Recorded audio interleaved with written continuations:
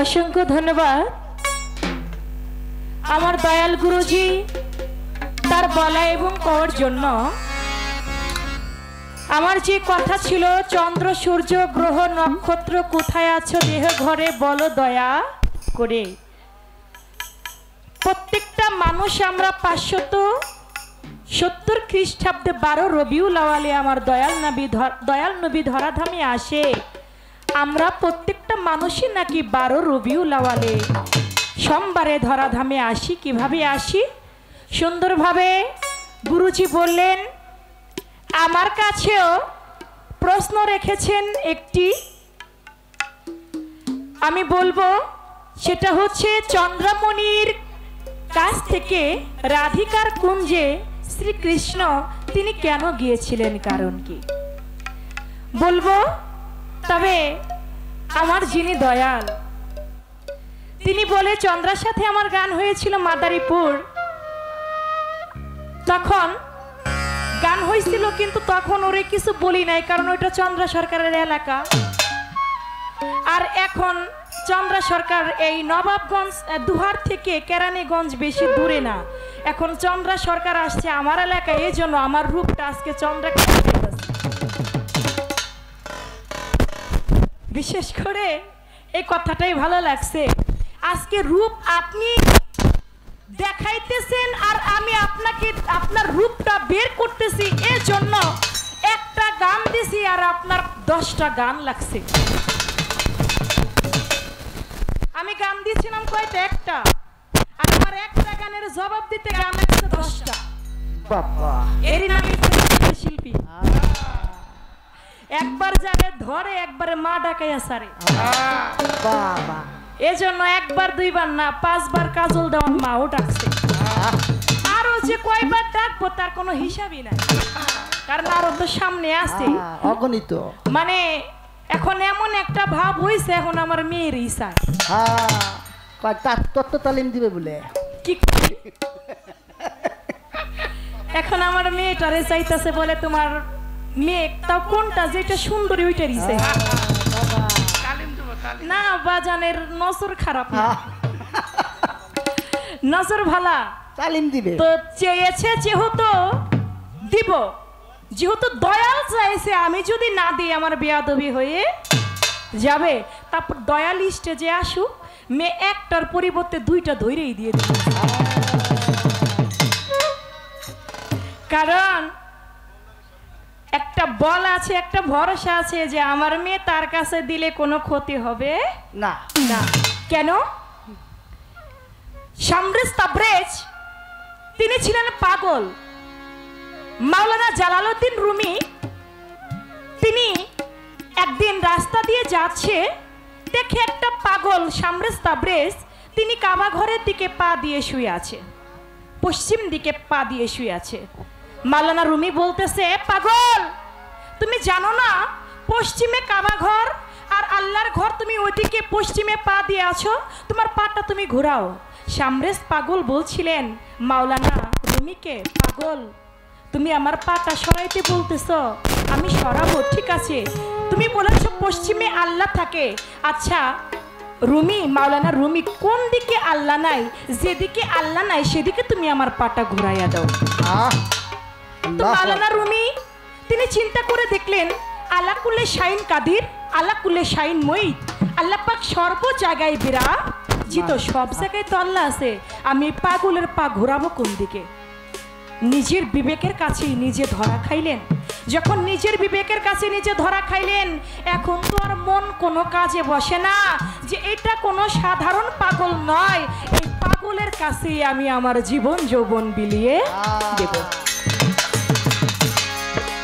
পাগলের কাছে গেলেন, পাগল তুমি আমাকে মুরিদ করো। বলে আমি তোমাকে মুরিদ করব, তুমি না এই পারস্যের শ্রেষ্ঠ একজন মাওলানা রুমি? বলে হ্যাঁ আমি মাওলানা রুমি। বলে তোমার ভিতরে তো অহংকার বুজুর্গে ভরা। বলে না দয়াল, আমার কোনো অহংকার নাই।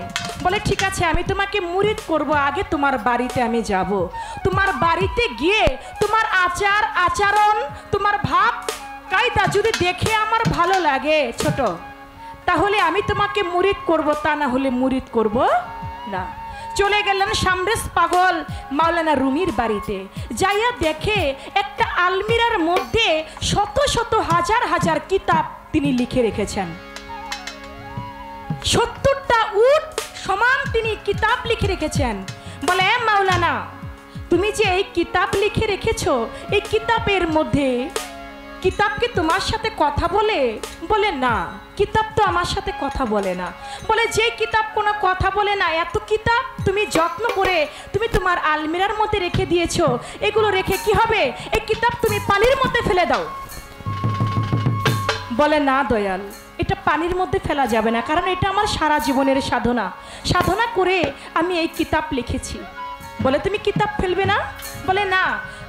পাগল সামরেজ তাবরেজ তিনি কি করলেন, কিতাবগুলো বললেন, হে কিতাব তুমি এই মুহূর্তে তুমি পানির মধ্যে চলে যাও। কিতাবগুলি একে একে করে সব পানির মধ্যে চলে গেল, পানির মধ্যে পড়ে গেল। মাওলানা রুমিকে বলল, মাওলানা রুমি, তুমি এত বছর সাধনা করে ভালোবেসে তুমি যেই কিতাব লিখেছো, অবশ্যই তার সাথে তোমার ভালোবাসা হয়েছে। তুমি এই কিতাবকে ডাকো, যদি কিতাব তোমার ডাকে সাড়া দেয় তাহলেই তো তোমার কিতাবের সঙ্গে ভালোবাসা হয়েছে, তাহলে তো তুমি মাওলানা, নয়তো তুমি কিসের মাওলানা? বলে কাগজ কি কোনোদিন কথা বলতে পারে? কাগজকে ডাকলে কি কাগজ আসে? বলে তুমি কাগজ লিখেছো, তোমার ডাকে আসবে না? আচ্ছা আমি ডাকি, দেখি তো আমার ডাকে আসে কিনা। পাগল সামরেজ তাবরেজ কিতাবকে ডাক দিলেন। ডাক দেওয়ার সঙ্গে সঙ্গে পানির মধ্যে থাকা কিতাবগুলি একে একে করে সব উপরে আলমিরার মধ্যে চলে আসলেন। বলে মাওলানা রুমি, তুমি যেই কিতাব লিখেছো এত সাধনা করে, সেই কিতাব তোমার কথা শুনে না, তার সাথে তোমার প্রেমই হয় না, তুমি কেমন মাওলানা হইছো? আচ্ছা মাওলানা রুমি, তুমি যে এত কিতাব লিখেছো, সব থেকে কোন বিষয়ের উপরে তুমি লিখেছো? বলে আমি সব থেকে মদ নিষেধ মদ হারামের বিষয়ে আমি বেশি কিতাব লিখেছি। বলে তুমি মদ হারাম এই বিষয়ে তুমি কিতাব লিখেছো? বলে হ্যাঁ। বলে ঠিক আছে, আজকে রাত্রে আমি তোমার ঘরে থাকবো। বলে আপনি আমার ঘরে থাকবেন? বলে হ্যাঁ, আমি তোমার ঘরে থাকবো, আর তুমি আমাকে মদের দোকান থেকে মদ এনে দিবে। ছি ছি, আপনি কি বলেন? আমি একজন মাওলানা, আমি যদি মদের দোকানে গিয়ে মদ চাই তাহলে আমাকে তো সবাই খারাপ ভাববে। আমি একজন মাওলানা, আমি কেমন করে মদ চাই? বলে তুমি যদি মদ আমাকে না দিতে পারো তাহলে তোমার বাড়ি থেকে আমি চলে যাব। বলে না, আপনাকে আমি যেহেতু পেয়েছি আপনাকে আমি ছাড়বো না, আমি আপনাকে মদ এনে দেব। মাওলানা জালালউদ্দিন রুমি তিনি গেলেন মদের দোকানে। রাতের আধারে মদের দোকানে গিয়ে এক বোতল মদ তিনি নিয়ে বাড়িতে আসলেন। আসার পরে পাগল সামরেজ তাবরেজের কাছে দিয়ে বলে, দয়াল এই নেন মদ। বলে তুমি আমাকে মদ দিলা ঠিক আছে, কিন্তু মদ তো ঢেলে দিতে হবে, নয়তো আমার নেশা হবে না। আমি মদ খাবো ঠিক আছে, তোমার ছেলে মেয়ে কয়জন? বলে দয়াল আমার মাত্র 3টি মেয়ে। বলে 3টি মেয়ের মধ্যে সুন্দরী কোনটা? বলে 3টা মেয়ের মধ্যে সুন্দরী হচ্ছে আমার মেজোটা। বলে এই মেজো তোমার মেজো মেয়ে আজকে রাত্রের ভিতরে, আজকে রাত্রে এই ঘরটার মধ্যে আমি থাকবো, ও আমাকে মদ ঢেলে দিবে আর আমি ওই মদ খাবো। বলে দয়াল এটা কেমন করে সম্ভব? এটা তো সম্ভব না। বলে হ্যাঁ আমি বলেছি, নয়তো তোমার বাড়ি থাকবো, নয়তো আমি চলে যাব। মেয়ের কাছে গেল, যায়া জালালউদ্দিন রুমি মেয়েকে বলতেছে, মারে আজকে একজন বুজুর্গ ব্যক্তি আমার বাড়িতে এসেছে, সে একজন আমার মনে হয় তিনি আল্লাহ প্রদত্ত, আল্লাহ একজন ওলি, কিন্তু তিনি চাচ্ছে মদ খাবে। তার ভিতরে তিনি জিজ্ঞেস করেছে আমার কোন মেয়েটা সুন্দরী, আমি তোমার কথা বলেছি, তোমার হাতে মদ খাইতে চেয়েছে। ও মা তুমি কি বলো? বলে বাবা আপনি আমাকে আপনি আমার জন্মদাতা, আপনি যা বলবেন আমি তাই করব। বলে ঠিক আছে মা, তাহলে তুমি ওই লোকটার ঘরে যাও, ঘরে গিয়ে তুমি আজকে রাত্রে তাকে মদ ঢেলে দাও, তিনি মদ খাবে। ঘরের মধ্যে যখন গেল দরজাটা পাগল লাগিয়ে দিল। যখন পাগলের দরজাটা লাগাই দিছে, পাগল সামরেজ তাবরেজ যখন দরজা লাগাইলো, এদিকে 2 নয়ন ছেড়ে মাওলানা রুমি কাঁদতে বাজান থাকে। কি হবে কি হবে মাওলা রে, কি হবে এই না ধরার পর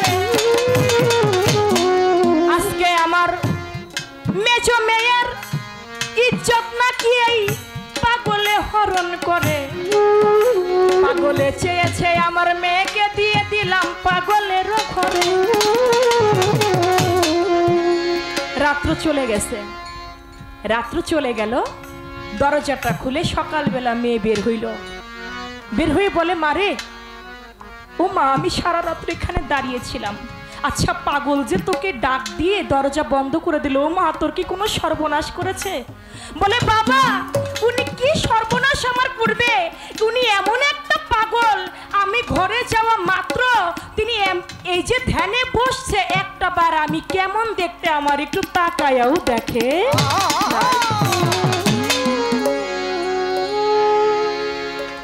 তুমি কার কাছে দিছো বাবা? উনি এমন একটা পাগল, মদ ঢালা তো দূরের কথা, মদের বোতলটা ছুঁয়াও দেখে নাই। সারাটা রাত্রের ভিতরে আমাকে তিনি তাকাই দেখে নাই, শুধু তিনি ধ্যানে বসে আল্লাহর জিকির করতেছিল। বাবা এ তো কোনো সাধারণ পাগল না। পাগলে ঘর থেকে বেরোইলো, বের হয়ে বলে, মাওলানা রুমি তুমি কি ভেবেছিলে আমি তোমার মেয়েকে হরণ করব, আমি তোমার মেয়েকে নিয়ে নেশা করব? না, আমি তোমার ভিতরের মদ মৎসর্যকে তুমি পরিহার্য করতে পেরেছো কিনা আমি এটাই পরীক্ষা করে নিলাম। মুড়ি ধাওয়া বাবা এত সহজ বিষয় না। তুমি তোমার ভিতর থেকে তুমি কাম ক্রোধ লোভ মৎসর্যকে পরিত্যক্ত করতে পেরেছো কিনা এটাই আমি পরীক্ষা করে নিলাম। বাজান আপনি চেয়েছেন আমার মেয়েকে, আমার বিশ্বাস আছে আপনার দ্বারা আমার মেয়ের কোনো ক্ষতি হবে। আপনি যেহেতু মঞ্চে এসে, আপনি আমার গুরু, আপনি যেহেতু মঞ্চে এসে আমার কাছে এসে আমার মেয়েকে চেয়েছেন, আমি আমার মেয়েকে চাঁদনিকে আপনাকে দিয়ে দিলাম।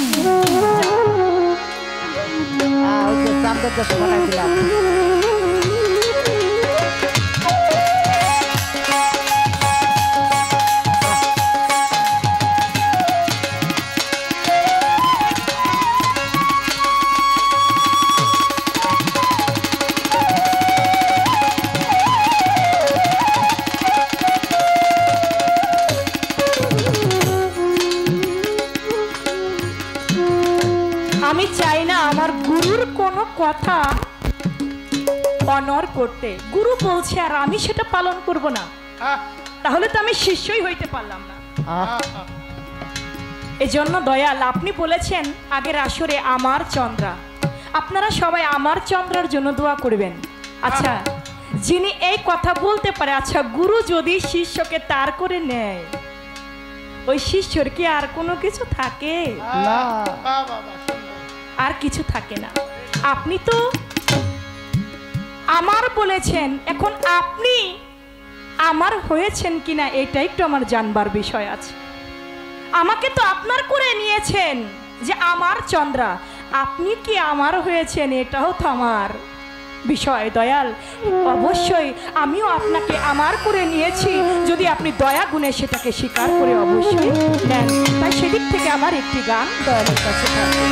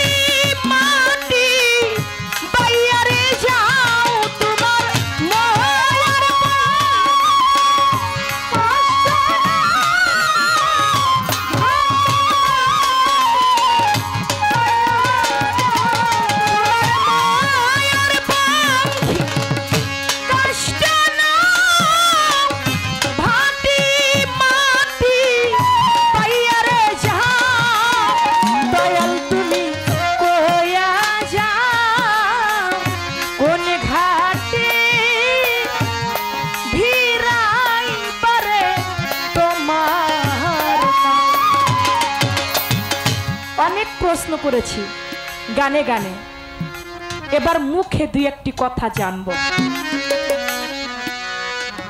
এবার মুখে দুই একটি কথা জানবো, যেহেতু আমাকে যেখান থেকে কঠিন করতে জানতে চেয়েছেন আমি ওইখান থেকেই জানবো। আমার দয়াল বলেছেন, আমি বলেছিলাম দয়াল এই দিনক্ষণ মাস, এই যে বৈশাখ মাস জ্যৈষ্ঠ মাস, এগুলা মাস তো কিভাবে এটা গণনা করা হলো যে এটা বৈশাখ মাস, এটা জ্যৈষ্ঠ মাস? তো দয়াল বললেন যে নক্ষত্র হিসাব করে 27টা নক্ষত্র হিসাব করে হইল এক এক মাস। দয়াল আমি আপনার কথা থেকে আমার কথা থাকবে, 15 দিন হচ্ছে শুক্লপক্ষ, 15 দিন হচ্ছে কৃষ্ণপক্ষ। 15 দিন কি শুক্লপক্ষ, 15 দিন হচ্ছে কৃষ্ণপক্ষ। এই 15 15 30 দিনের মধ্যে হয়ে গেল 27টা নক্ষত্র, বাদ পড়ে গেল 3টি। এই 3টি নক্ষত্র আছে কোথায়?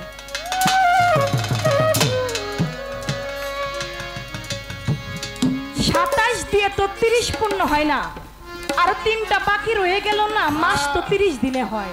এই যে 3টা দিন নাই, এই 3টা দিন গেছে কোথায়? এই 3টি নক্ষত্র আছে কোথায়? এই 3টি নক্ষত্র দেখবো কিভাবে? এটা সাধনাটা কি?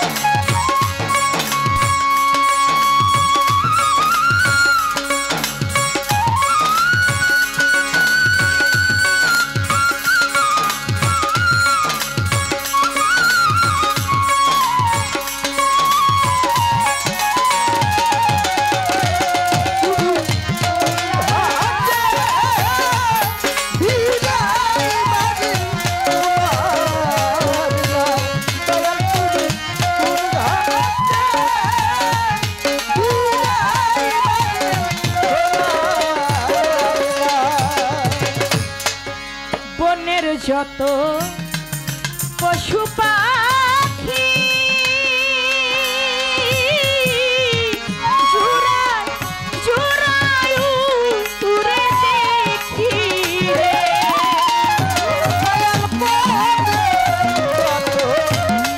পশু পাখি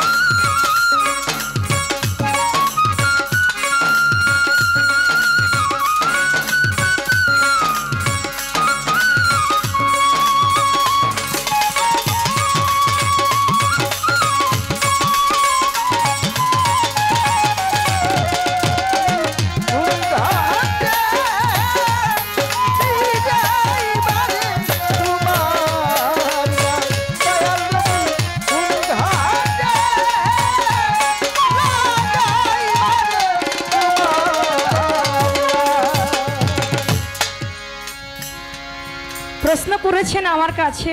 আপনি আমার মেন ভোকাল কেন কমাইছেন ভাই? নিচে কমান, এটা বাড়ান। হ্যালো, আগের মতো আমার ভোকালটা রাখেন। প্রশ্ন করলেন আমার কাছে শ্রীকৃষ্ণ তিনি চন্দ্রমণির ঘর থেকে শ্রী রাধিকার কুঞ্জে কেন গিয়েছিলেন?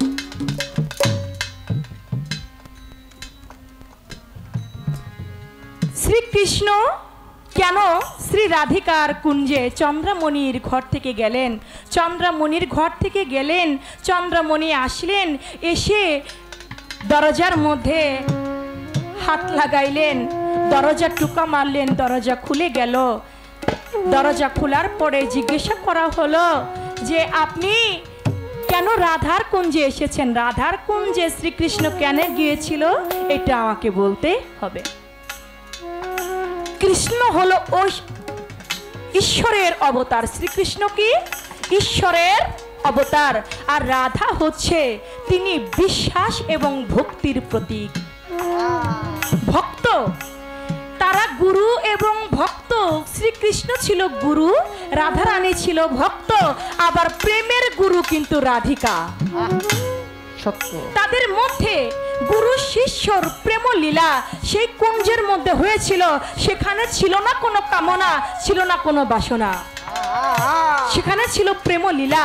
আর প্রেম লীলাটা তাদের ঘর থেকে দেখি তো আজকাল গুরুর দরবারে গুরু ভক্তের এই প্রেম লীলাটা দেখা যায়। তাই ঐশ্বরিক প্রেম শ্রীকৃষ্ণ এবং রাধা রানীর মধ্যে সেটা ফুটিয়ে তুলেছিলেন।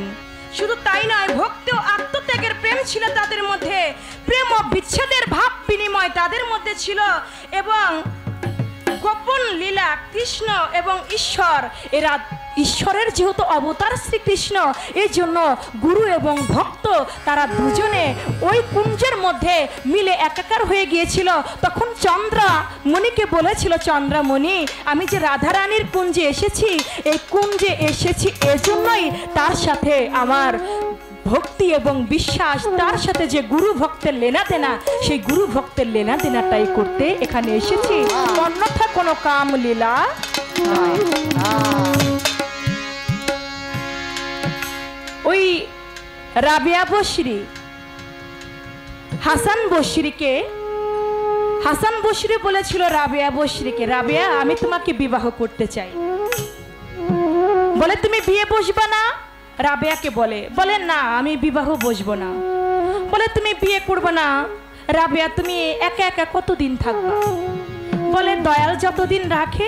বলে না রাবিয়া আমি তোমাকে বিয়ে করতে চাই। বলে আপনি আমাকে বিয়ে করতে চান? বলে হ্যাঁ। বলে আপনি না আমার গুরু হাসান বসরি, আমি না আপনার ভক্ত মেয়ে, তাহলে আপনি আমাকে কেমন করে বিয়ে করেন? বলে আমি তোমাকে যেমন করে হোক না কেন আমি তোমাকে বিয়ে করতে চাই।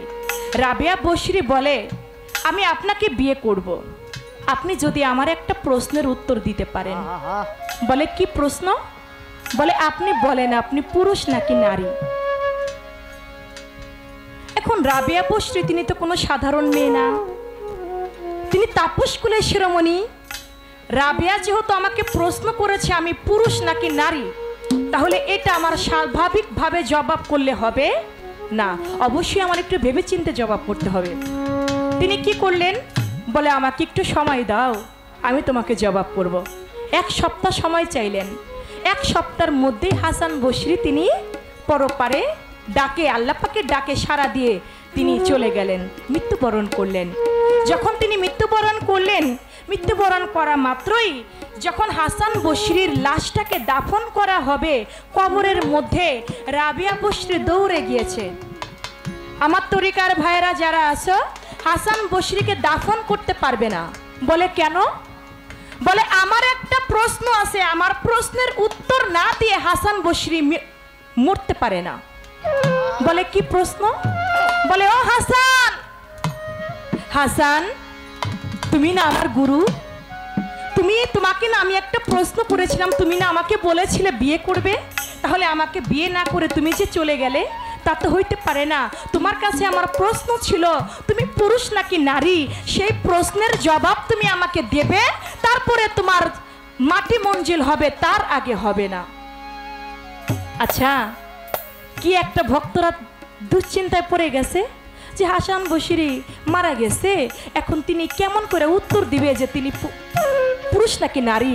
তখন প্রশ্ন করলো যে আপনি বলছিলেন আপনি আমাকে বিয়ে করবেন, আমি আপনাকে প্রশ্ন করলাম আপনি পুরুষ নাকি নারী, আপনি জবাব না দিয়ে কেন গেলেন, আগে আপনি আমার জবাব দেন। হাসান বশিরি কবরে থেকে তিনি জবাব করলেন, রাবেয়া, আমি দুনিয়ার বুকে যতদিন ছিলাম ততদিন নিজেকে পুরুষই মনে করেছিলাম। আমি দুনিয়ার বুকে যতদিন ছিলাম আমি ততদিন নিজেকে পুরুষই মনে করেছিলাম। ও রাবেয়া, আজকে যখন আমি আল্লাহর ডাকে সাড়া দিয়ে আমি যখন এই কবরে শুয়েছি, রাবেয়া, এখন মনে হচ্ছে একজনই পুরুষ, একজন আল্লাহ পুরুষ ব্যতীত আর কেউ পুরুষ, আমি নারী রাবেয়া। তখন রাবেয়া বলে, তুমিও নারী আমিও নারী, নারী নারী কি বিয়ে হয়? হাসান বশরি বলে, না, নারী নারী বিয়ে হয় না, আমি তো তোমাকে পরীক্ষা করেছিলাম মাত্র। আসলে তারা কি বিয়ে করতে চেয়েছিল? তা না, তারা রাধা রানী এবং শ্রীকৃষ্ণ তারা যে কুঞ্জে ঘরের মধ্যে ছিল, তারা কি কামলীলা করতেছিল? না, তারা ছিল প্রেমলীলা, গুরু শিষ্য প্রেমলীলা, যে লীলার কোনো মৃত্যু কোনোদিন হয় না। পৃথিবী ধ্বংস হবে, এই প্রেমলীলার কোনো ধ্বংস নাই। এর নাম হচ্ছে গুরু শিষ্যর প্রেমভাব। এই ছিল আমার গুরুর কথা, আমি জবাব করলাম। এখান থেকে আপনার কাছে বাজান আমার একটা কথা থাকবে, আপনি বলবেন। সেজন্যই তো একটা কথা না রাখলে দাঁড়াইব কি নিয়ে। আচ্ছা ঠিক আছে, আরেকদিন, আচ্ছা ঠিক আছে, যদি আরেকদিন পাই তাহলে আবার জিজ্ঞেস করুন। ঠিক আছে, ধন্যবাদ।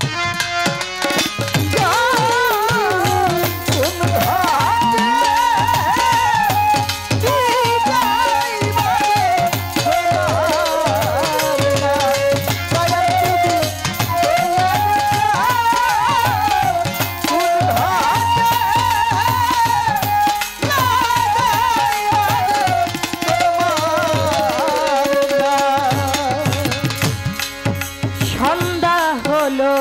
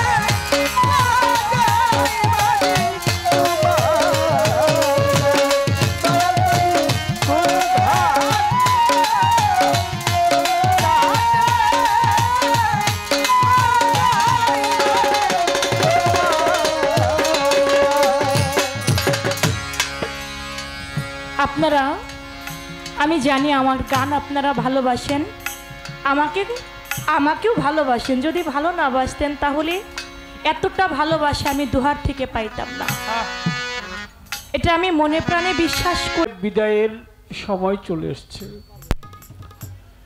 দুটি কথা আমার কাছে আছে,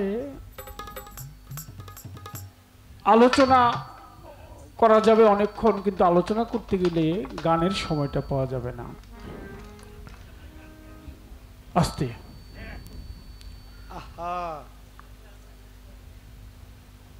সত্য রজ তম, এই বিষয়টা বুঝলেই সেই নক্ষত্র বাহির হয়ে আসবে। সত্য রজ তম, এই প্রশ্নের আলোচনা আরেকটু আগে হইলে ভালো হইতো, তাহলে আমি তারা জিজ্ঞেস করতে পারতাম, কিন্তু এখন আর আমি জিজ্ঞেস করতে পারবো না, যেহেতু সময় নেই। সত্য রজ তম, এই ভাইটার নাম কি? উনি এবার একটু আপনার কাছে জানতে চাই, সত্য রজ তম কি একটু বলেন দেখি। পারবেন না, কারণ আপনি তো এই বিদ্যা না, আপনি আরেকটা বিদ্যায় আছেন, এর জন্য জানার দরকার আছে। যদিও আমি কিছুই জানি না। আরেকটা কথা বলছে যে আপনি দয়াল সেদিনকে আমাকে পার করবেন। দয়াল বললে কে না পার করে? আমি দয়াল মাঝি, পারের কর্ণধার, দয়াল বলে কেউ ডাক দিলে তারই করি পার। মাধবের সেই ঘাটে যখন গুরু গিয়েছিল, মাধব তুই আমাকে পার করে দে, সময়টা আবার এরকম হয় না যে শিষ্য গুরুকে পার করে দেয়। ও চন্দ্রা, আমি যদি কখনো তোমার ঘাটে আসি, তুমি আমাকে পার করবা কিনা সেটা সময় তো নাই, সময় থাকলে আলোচনা করা যেত। লালন সাইজি বললেন,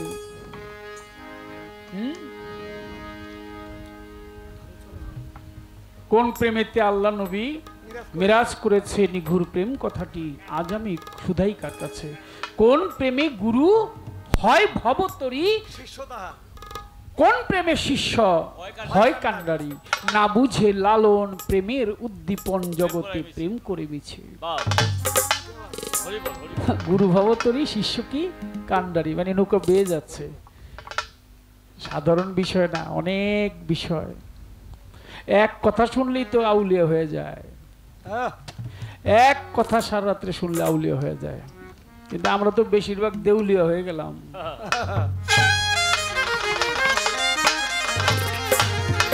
আলোচনা নাই, ভুল ত্রুটি ক্ষমা চাই, দোয়া চাই, দয়া চাই, বেঁচে থাকলে কোথাও কখনো দেখা হবে।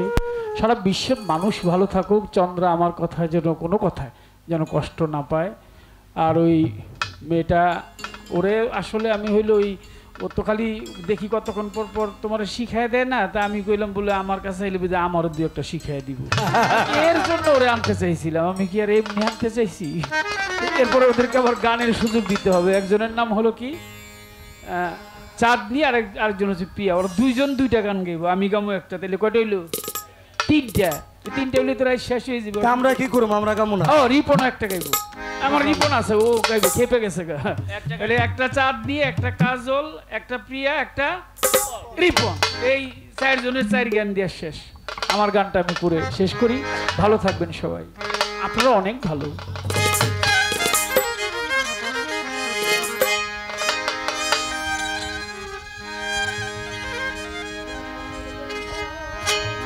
আমার পোড়া মনের ব্যথা, আমার রশিদ ভাই গানটা লিখেছে। জীবনে আরেকদিন গিয়েছিলাম, আজকে নিয়ে দ্বিতীয় দিন, হয়তো রেকর্ড হয় নাই, কিন্তু কেন জানি আজকে গাইতে মন চাইলো। আমার ইসরাফিল ভাইকে দেখি, হয়তো বা হইতে পারে গানটা রশিদ ভাইয়ের স্মরণে। পোড়া মনের ব্যথা, ব্যথা কার কাছে কার কাছে কই মনের ব্যথা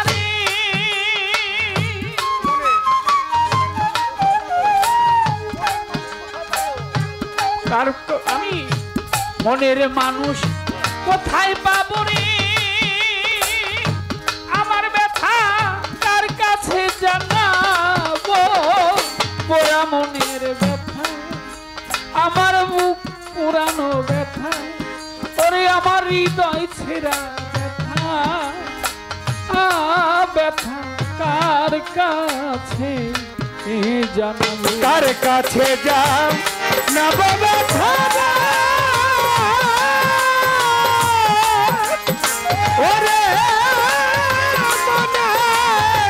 মানুষ কোথায় পাবো, পোড়া মনের ব্যথা, আমার মন পুরানো ব্যথা, ও ব্যথা কার কাছে জানাবো, আমায় কার কাছে জানাবো।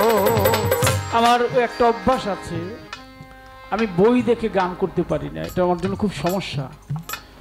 ওই গানও মুখস্থ করা হয় নাই, ওরা কোনো শিল্পী হয়তো আসলে গাইছে, আমি ওইভাবেই শুনেই হয়তো কিছুটা বুকের ভিতর গেঁথে রেখেছি, একটু ভুল টুল হইলে মাফ করেন সবাই। আমার মায়ের কাছে কইলে রে দুঃখ, আমার মায়ের কলজা আরে ভাইটা যাই, আমার মায়ের কাছে কইলে রে দুঃখ, আমার মায়ের কলজা ভাইটা রে যাইব, ওরে আমার মায়ের কাছে কইলে রে দুঃখ,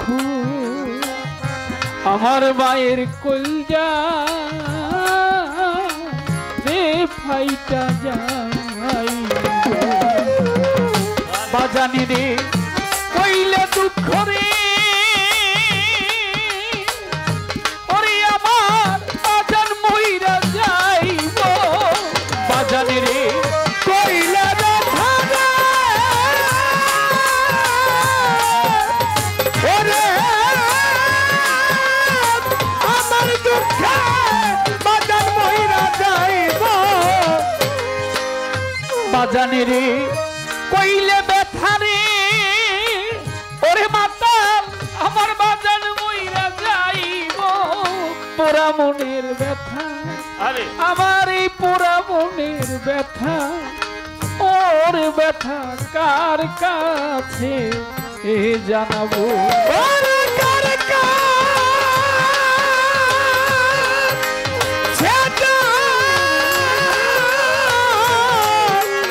না ব্যথা রে, ওরে মানুষ কোথায় পাবো, পোড়া মনের ব্যথা, আমার কলজা পোড়া ব্যথা, মাতাল বন্ধু কার কাছে জানাবো, আমার পোড়া মনের ব্যথা, ও বাজান কার কাছে যা, নদীর কাছে কইলে রে দুঃখ, আমার দুঃখে নদীর জল শুকাইয়া রে যাইব, আমি নদীর কাছে কইলে রে দুঃখ, ওরে নদীর জল খায়া রে যাইব, আমি নদীর কাছে কইলে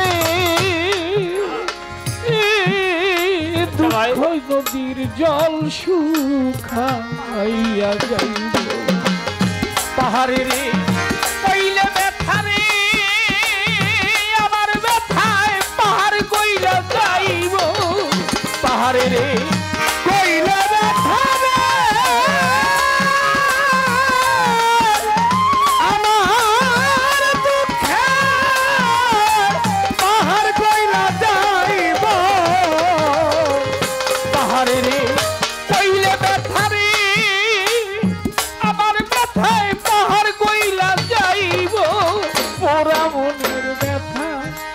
আমার এই বুক ছিড়ানো ব্যথা, ওরে ব্যথা কার কাছে জানাবো? আমার পোড়া মনের ব্যথা ও বাজান কার কাছে জানাবো? আমার পোড়া মনের ব্যথা আরে ও ব্যথা কার কাছে? কইব না রে ব্যথা, আমার দুঃখ সামলাইয়া রাখিব। আমি কইব না রে ব্যথা, আমার ব্যথা সামলাইয়া রাখিব।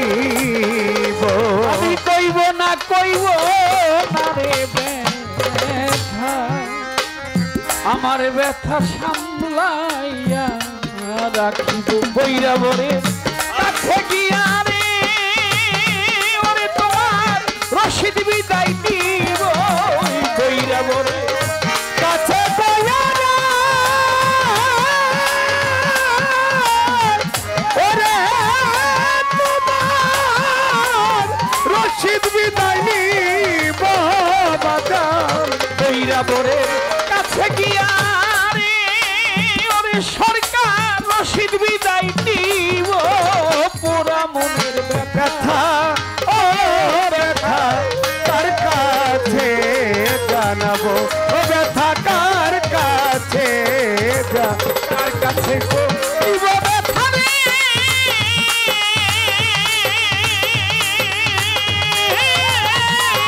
আমার ব্যথা মানুষ কোথায় পাবো?